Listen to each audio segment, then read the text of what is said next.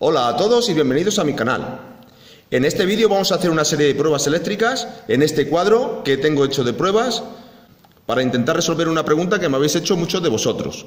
Queréis un cuadro de protección para hacer vuestras pruebas eléctricas que proteja el circuito que estáis utilizando para que si hay una avería en el aparato que estáis probando en ese momento no salte la luz de vuestra casa.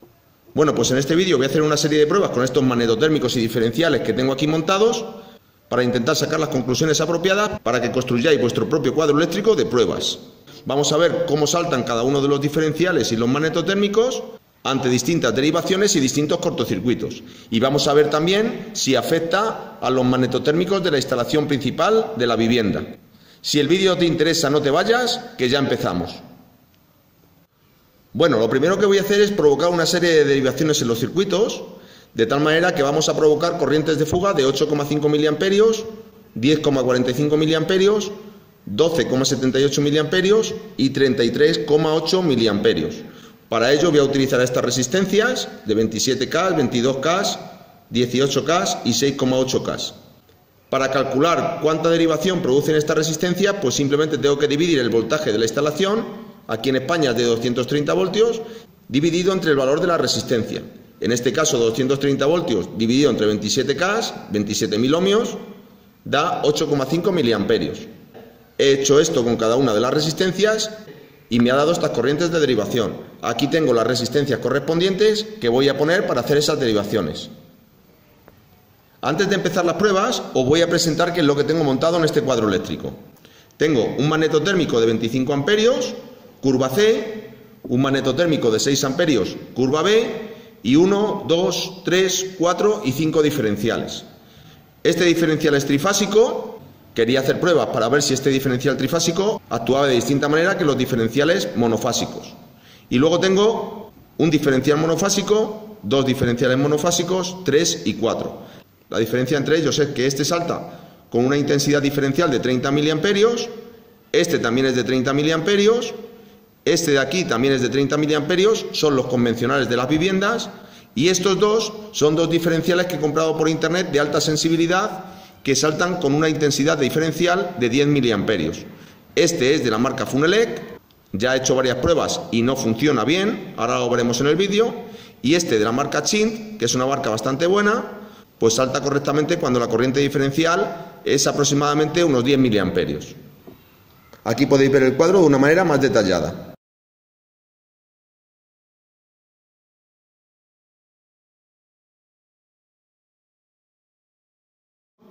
Como podéis ver, esta base de corriente ya tiene tensión, con lo cual mi cuadro eléctrico está alimentado. Lo importante que tengo que tener aquí es que la fase esté en el cable negro y el neutro en el cable azul. Por lo tanto, voy a comprobar con un buscapolos si es todo correcto. Pongo el buscapolos en el cable de fase, ahí veis que me está detectando que la fase está activa, y en este de aquí, que es el neutro, pues ese pilotito no se enciende. Por lo tanto, tengo bien enchufado este enchufe. Si estuviese al revés, simplemente tendría que dar la vuelta a esta base de enchufes. Vamos a subir todos los magnetotérmicos y diferenciales y vamos a probar si aquí hay tensión. Le doy al botón de test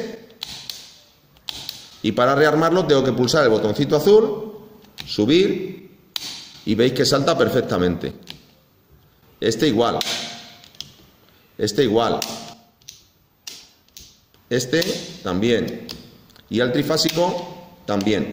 Esta es la manera de comprobar que todos los diferenciales funcionan correctamente. Son los botones de test que tenéis que pulsar en casa al menos una vez al mes para comprobar que vuestros diferenciales están en correcto estado. Veis que en este caso mi cuadro eléctrico funciona perfectamente. Vamos a empezar con las pruebas. Las pruebas voy a hacerlas aquí a la salida del último circuito. Todos los componentes del cuadro están conectados en serie, de tal manera que todos evalúan la corriente de salida del último dispositivo. De tal manera que voy a poner aquí la primera resistencia, cojo la resistencia de 8,5 miliamperios, la resistencia de 27K y la pongo aquí. Ahora voy a hacer derivaciones con esta resistencia. Tengo aquí el cable de neutro y aquí el cable de fase. Quiero que penséis qué va a pasar cuando toque el cable de neutro con esta resistencia. Veis que la derivación con respecto a neutro no se produce porque hay muy poquito voltaje, y vamos a hacer la derivación con respecto a neutro. Habéis visto que el único diferencial que ha saltado es este. Un diferencial de 10 miliamperios que con 8,5 miliamperios, como supera el 50% de su corriente de derivación, pues ha saltado. Más o menos con 5 miliamperios puede que salte ya un diferencial de 10 miliamperios. Igual que en casa, un diferencial de 30 miliamperios puede que salte ya con la mitad de su intensidad diferencial, que en ese caso sería de 15 miliamperios. Vamos a repetir la prueba.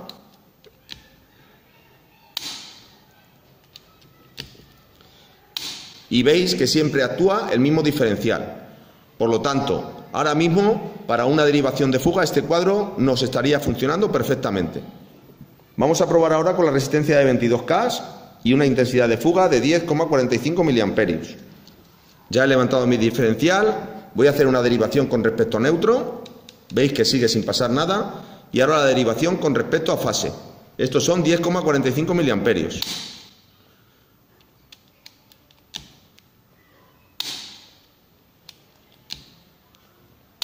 El diferencial salta ahora un poquito más rápido que antes, y si os dais cuenta, el resto de diferenciales no están saltando. Este, que es de 10 miliamperios, ya debería estar saltando y no lo está haciendo. Por lo tanto, este diferencial está mal, no está funcionando correctamente. Reclamé con un vídeo parecido a este al vendedor y me devolvió el dinero porque demostré que este diferencial no estaba funcionando correctamente con esta corriente de 10 miliamperios.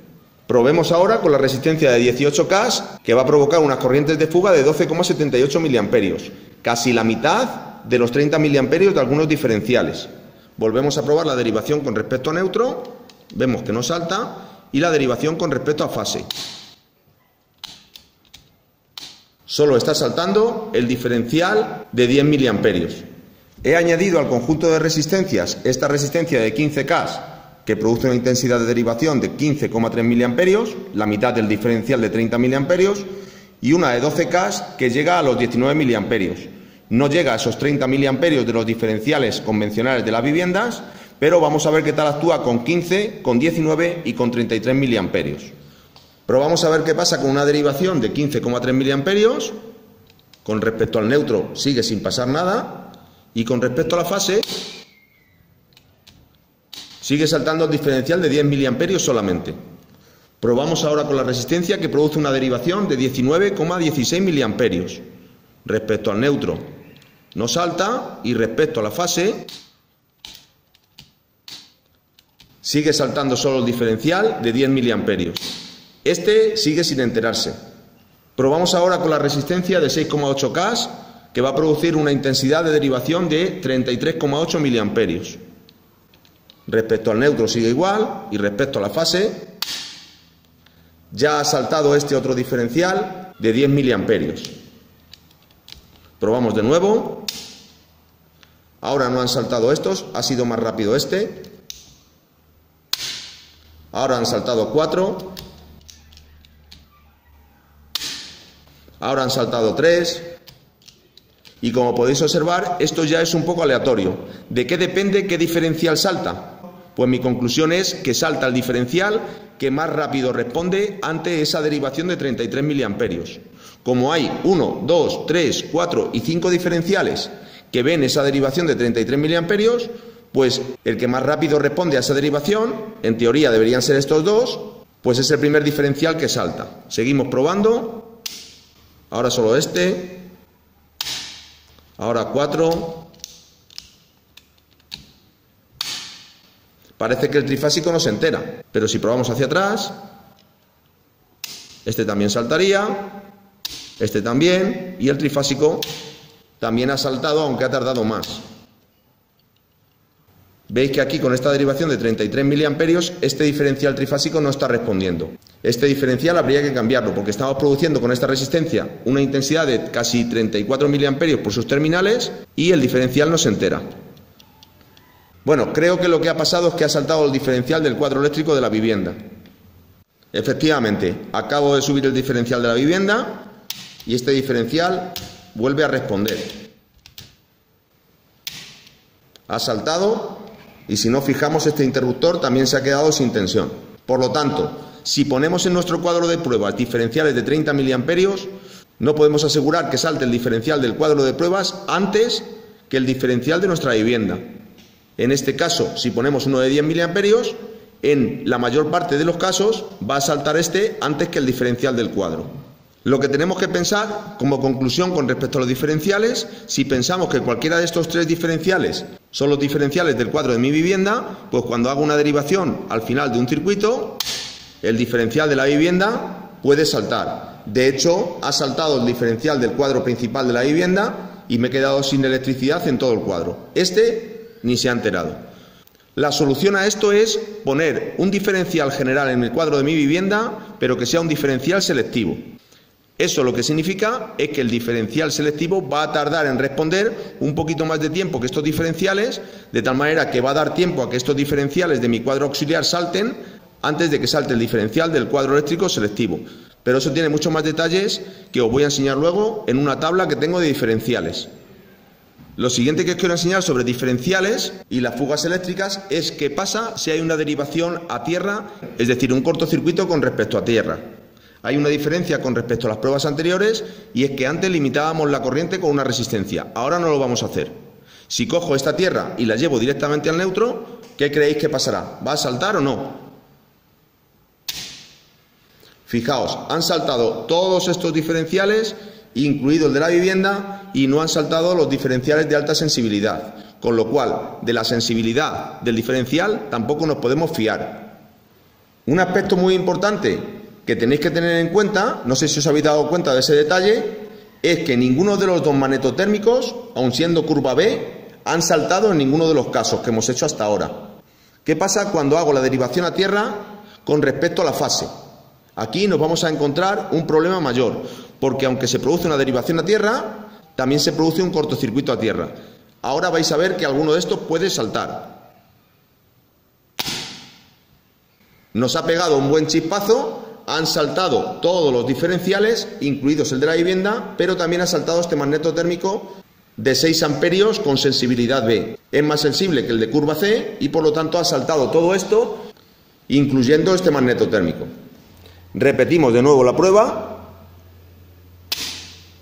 y veis que en este caso ha vuelto a saltar este magneto térmico y han saltado estos dos diferenciales y estos tres no. Es decir, vuelve a repetirse en este caso de cortocircuito, en que el dispositivo que salta antes es el que tarda menos en responder.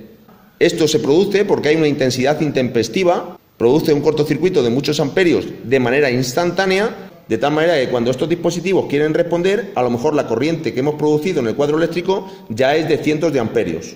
Por lo tanto, superan la corriente de carga de todos estos dispositivos y en cuanto los dispositivos se dan cuenta de esa alta corriente, pues actúan y saltan. Hay algunos que saltan antes y otros pues que no se enteran. Pero eso es totalmente aleatorio. Si os fijáis en este caso, el cuadro de la vivienda no ha saltado. Lo repetimos una tercera vez. En este caso el cuadro de la vivienda ha saltado y han saltado otra vez pues otro tipo de dispositivos. Este de momento, como es de 25 amperios, es el único que de momento no ha saltado en ninguna de las pruebas.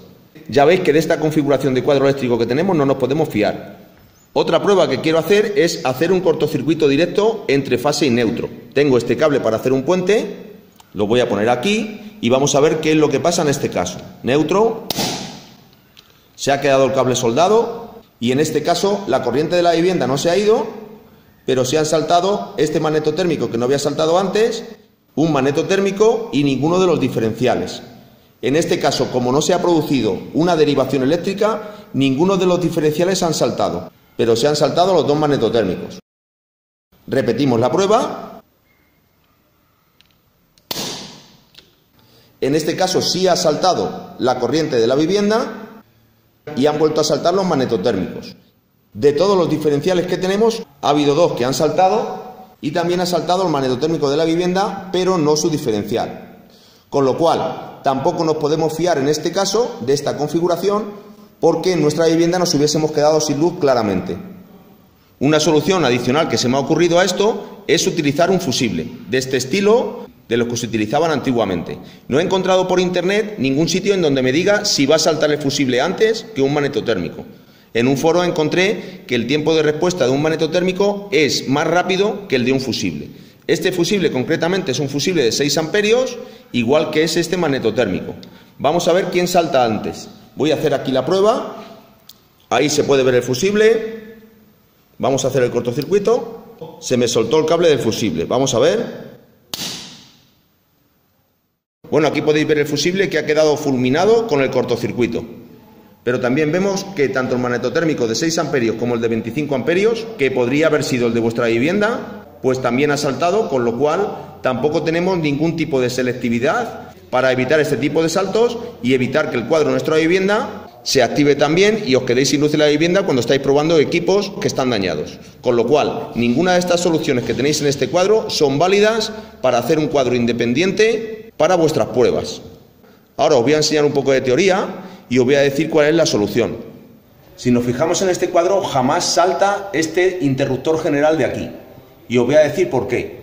Ese dispositivo es un interruptor, no es un magnetotérmico. A ver, os cuento. La foto de este dispositivo, aunque es de 4 polos, podría ser monofásico igualmente, indica aquí este símbolo que es un diferencial. La corriente diferencial nos la pone aquí y puede variar entre 10 miliamperios, 30 miliamperios y unos valores estándar de las industrias. Este es el primer símbolo que tenéis que aprender a distinguir. El segundo dispositivo de aquí, este es un magnetotérmico. Como podéis ver, este dispositivo no tiene botón de test, como sí tiene este de aquí. Esa es la principal característica que hace diferenciar un magnetotérmico de un diferencial. Un diferencial en teoría no tiene por qué saltar por un cortocircuito. Debería saltar solo por corriente de fuga. Sin embargo, por cortocircuitos sí que saltan los magnetotérmicos. Os voy a dejar aquí un vídeo en el que os muestro las diferencias que hay de cuando salta el diferencial y el magnetotérmico en el cuadro eléctrico de vuestra casa. Bueno, este es un magnetotérmico de 25 amperios, aunque pone curva C32, es bastante antiguo. Y este, aunque es un magnetotérmico, fijaos este símbolo, es exactamente el mismo símbolo que este. Ese es el símbolo de un magnetotérmico. En este caso, aquí hay una cosa que lo distingue del magnetotérmico anterior. En este caso es un ICP. La corriente que hace que salte este tipo de magnetotérmico varía un poquito con respecto al magnetotérmico anterior. Y este, que es el dispositivo que os he enseñado en el cuadro eléctrico hace un momento, en la parte anterior, pues aquí veis que este símbolo cambia radicalmente. Esto simplemente es un interruptor. Lo pone aquí, una I, y soporta como mucho 40 amperios. Esto no va a saltar ni por cortocircuitos ni por derivaciones. Aquí tenéis también una explicación de las distintas curvas de carga de los magnetotérmicos. Si recordáis en el vídeo, hay un magnetotérmico de curva C y otro de curva B. El de curva B es más sensible a los picos de consumo instantáneos que el de curva C, y todavía hay un curva D que es menos sensible a esos picos de carga. Por lo tanto, habéis visto que en las pruebas ni el tipo B ni el tipo C tenían una selectividad que nos permitiese hacer un cuadro específico para nuestras pruebas. El tipo D se utiliza sobre todo para informática y para algunos motores porque tienen picos de arranque que el magnetotérmico C hace que salte en las conexiones iniciales. Pasamos ahora a ver el tema de la selectividad de los diferenciales. Ya os he dicho que un diferencial selectivo, viene marcado aquí con una S, son diferenciales que tardan más tiempo en saltar que los diferenciales normales. En esta tabla podéis ver los tiempos de salto de los diferenciales. Esta línea y esta línea son las líneas en las cuales nos tenemos que fijar para comparar las diferencias. Un diferencial normal tarda 0,3 segundos en saltar y uno selectivo 0,5 segundos. Cuando la corriente diferencial es el doble de la normal, el diferencial salta antes, en este caso 0,15 segundos, y el selectivo tarda 0,2. Y si la corriente de fugas es 5 veces la corriente nominal del dispositivo, pues este salta a los 0,04 segundos y este a los 0,15 segundos. Siempre el diferencial selectivo tarda más en saltar que el diferencial estándar. Esto es lo que nos va a permitir una selectividad dentro de nuestro cuadro eléctrico.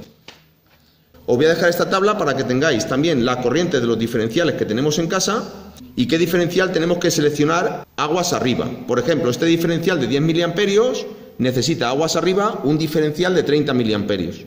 Pero para que tenga selectividad nos tenemos que ir a este punto, a estos cuadritos más oscuros, y tendríamos que poner un diferencial selectivo de 300 miliamperios. Como os podéis fijar, diferenciales selectivos solo los hay de 300 miliamperios, 500 miliamperios y 1 amperio. Es decir, para cuadros eléctricos de grandes edificios o de grandes instalaciones. No hay ningún interruptor selectivo ni de 30 miliamperios ni de 10 miliamperios. Entonces la selectividad solo existe en esta columna, en esta y en esta. Los diferenciales que tenéis en casa, que son de 30 miliamperios, necesitarían aguas arriba un diferencial de 100 miliamperios de 300 miliamperios y sí que podríamos poner un diferencial selectivo de 300 miliamperios. De esta hoja que tenemos aquí, lo más importante en que nos tenemos que fijar es cómo se llama ese interruptor que necesitáis para vuestra vivienda y para montar este tipo de cuadro. Se llama interruptor de carga. Se llama interruptor en carga. Si buscáis interruptores en carga, no los venden en la mayor parte de las tiendas y es ese dispositivo parecido a un magneto térmico, pero que no evalúa la corriente y que simplemente es un interruptor. Entonces ahora os voy a dar la solución final a los problemas que estamos teniendo y cómo poder hacer en nuestra casa un cuadro eléctrico de pruebas sin que nos salte ningún automático de nuestra vivienda. La solución al problema es esta. En nuestro cuadro eléctrico vamos a tener que poner en la entrada un interruptor de carga que nos va a permitir desconectar todo el cuadro eléctrico de la vivienda para hacer mantenimientos. Una vez que este interruptor esté cerrado, vamos a alimentar por un lado a todo el cuadro eléctrico que tenéis habitualmente en casa. Tiene un interruptor general automático, un IGA, un diferencial y las salidas cada una con su magneto térmico. Este cuadro eléctrico va a estar funcionando de manera independiente a este cuadro que vamos a utilizar para pruebas. Este interruptor que tenemos aquí no salta en ninguna de las pruebas, ya lo habéis visto, porque es un simple interruptor. Y a la salida de ese interruptor, en paralelo, vamos a poner nuestro magneto térmico y nuestro diferencial para nuestro cuadro de pruebas. Todo esto lo podéis poner en el mismo cuadro de la vivienda, si os coge, porque cualquier toma que tengáis en casa debe estar protegida. Podéis poner esta toma en algún sitio, pero nunca saquéis un cable del cuadro eléctrico sin proteger, porque en este caso, en este punto, no tenemos protección ninguna. Entonces es necesario que esto esté dentro del cuadro eléctrico, o al menos tengáis un diferencial y un magneto térmico que proteja esa salida del cuadro. Hay muchos que en vuestra casa tendréis un ICP de la compañía para limitar la corriente de la compañía. Tiene que estar aquí porque si lo ponemos aquí, en el caso de nuestras pruebas, habéis visto que también puede saltar el ICP que esté situado aguas arriba. Esto muchas veces en los cuadros eléctricos no se puede manipular. Aquí en España ya es legal quitarlo del cuadro eléctrico y por lo tanto podríamos montar el cuadro eléctrico como os he dicho. El resumen del vídeo es que tenemos que montar nuestro propio cuadro de pruebas conectado de manera independiente al cuadro de nuestra vivienda. Es decir, que esta entrada no puede depender de ningún magneto térmico de la vivienda. Así evitaremos quedarnos sin luz en nuestra vivienda cuando estamos haciendo pruebas de dispositivos que no sabemos si funcionan correctamente. Bueno, espero que en este vídeo hayáis aclarado bastantes conceptos eléctricos de cómo funcionan estos dispositivos. Si el vídeo os ha gustado, darle a me gusta, dejad vuestros comentarios, compartidlo con la gente a la que le pueda interesar y no os olvidéis suscribiros a mi canal y darle a la campanita para que YouTube os avise cuando subo nuevos vídeos.